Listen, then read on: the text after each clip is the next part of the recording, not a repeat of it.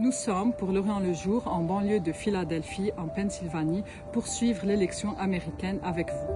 Cet État est susceptible de faire basculer le résultat de ce scrutin extrêmement serré comme 6 autres États pivots. On le sait, cette élection se déroule dans un climat de forte polarisation et revêt un enjeu historique pour les États-Unis, mais aussi pour le reste du monde.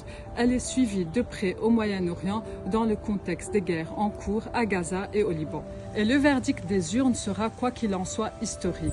Soit l'Amérique élira pour la première fois une femme à la présidence, noire de surcroît, soit elle reconduira un ancien président condamné au pénal et visé par de nombreuses poursuites judiciaires. Il est encore impossible de savoir s'il faudra des heures ou des jours de dépouillement pour départager la vice-présidente démocrate de 60 ans et l'ancien dirigeant républicain de 78 ans.